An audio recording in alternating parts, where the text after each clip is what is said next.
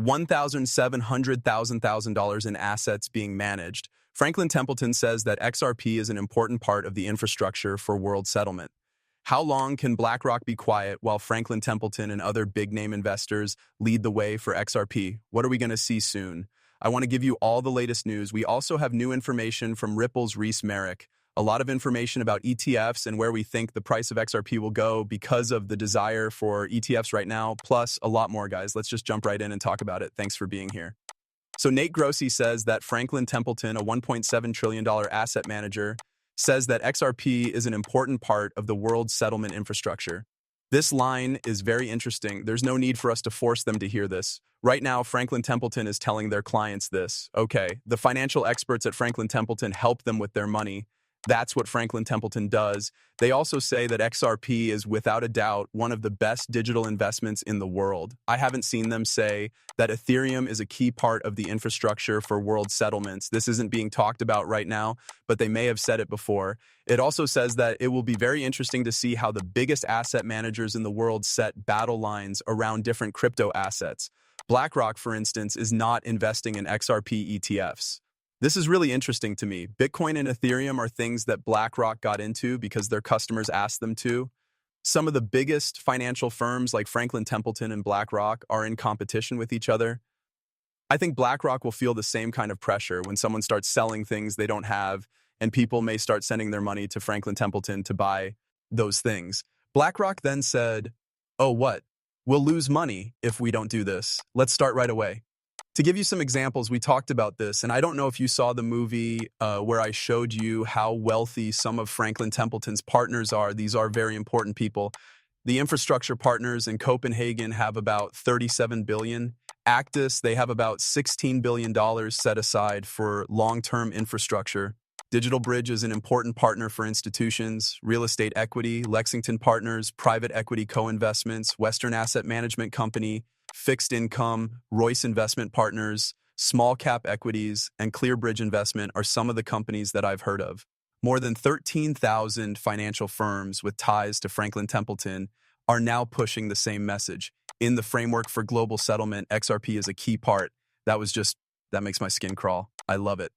Okay, let's change things up now. This is Reese Merrick from Ripple. This man is the managing director of Middle East and Africa, in case you don't know who he is. He's been doing a great job in that part of the world, growing the use of Ripple, XRP, and RLUSD. In other news, Ripple bought Hidden Road last month. Hidden Road is now called Ripple Prime, and it has 300 institutional users that clear $3 trillion in transactions every year across markets. It's important.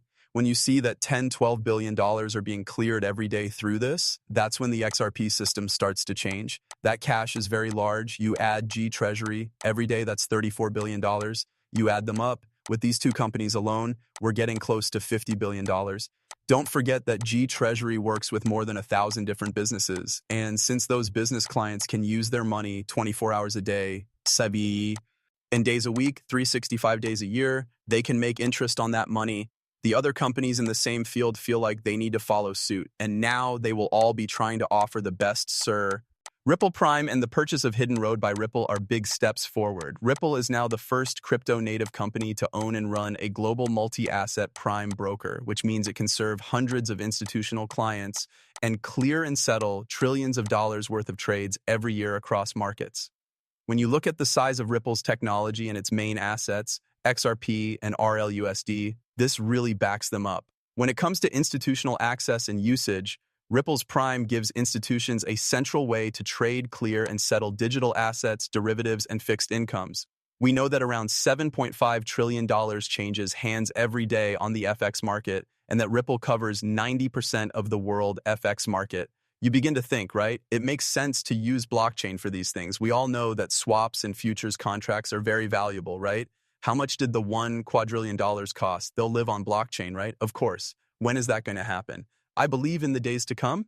This makes operations simpler, which brings in more standard financial players to crypto, talks about RLUSD and XRP security and how they can be used. We've already talked a lot about this, but if you want to stop the movie and read this, feel free to do so. I'd like to talk about something else now.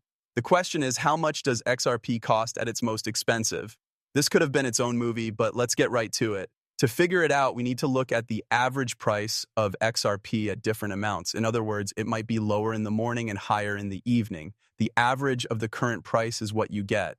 Don't go over these low estimates of $33.6 billion per year. They think that with all the ETFs in the US, that could reach $33 billion in the next 12 months. That cash is very large. Remember that JP Gann said it could be anywhere from 3 to 8 billion, and it went up to 4 to 8 billion. It's clear that these events are much bigger than what JP Morgan is saying will happen. Also, keep in mind that banks have to be very conservative with their predictions. The market would go crazy if they said 30 billion or something like that. That's all I want you to remember so you get it. For the XRP price factor, a safe guess is 33.6 billion. The 5x, 10x, 20, 40, 60, and 100x are all here.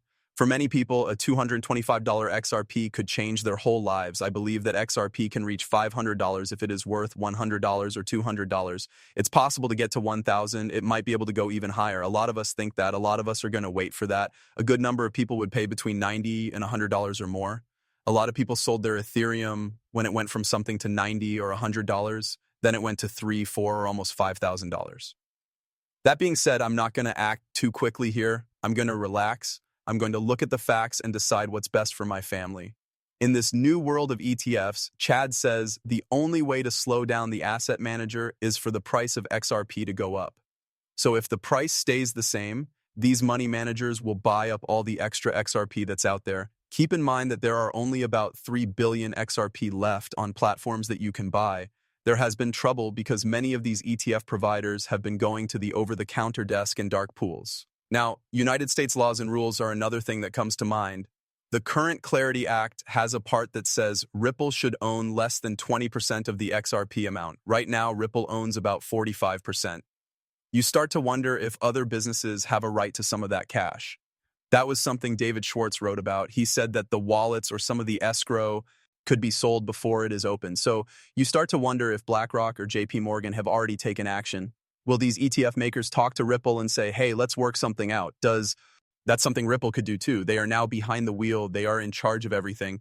Oh, and I think people should pay a little more attention to this. I've seen everything in the crypto space. I've lived here for 5 years. I understand good and bad. At this point, I'm not really interested in anything else in crypto.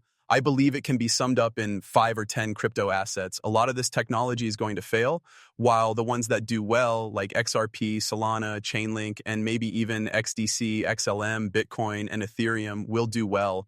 I believe that all of that value will now be switched into those. I think you will still get your meme coins and other things. The big institutional investors, on the other hand, are going to be looking for these funds, index funds that hold all of these different assets. I think that will be very effective. Okay, and then, of course, this is what I think will happen in the short term. During trade hours for ETFs, the price goes up by a small amount, like 10 to 20 cents. This shows that the XRP ETF is doing really well. Then, like now, it goes flat or even dumps after hours. If the market opens again the next day, we might go back up. This makes things more likely for a full price rise in the next few months or less. We saw that the futures market went crazy for XRP, which usually means that the spot price will change a lot. This was talked about on Sunday. You knew everything you needed to know to get this pump for less than $2, right? I told you I was going to buy XRP for less than $2. I also think that those of you who came and watched that movie used that to your advantage. Okay, that's why I found this interesting. Caroline Pham has been in charge of the CFTC. She did a wonderful job. He and Ripple and Brad Garlinghouse have met her. I also think she's the kind of regulator we need in this country. The acting head and chairwoman of the CFTC is her. Lock in Ripple Prime, Ripple Payments, Ripple Custody.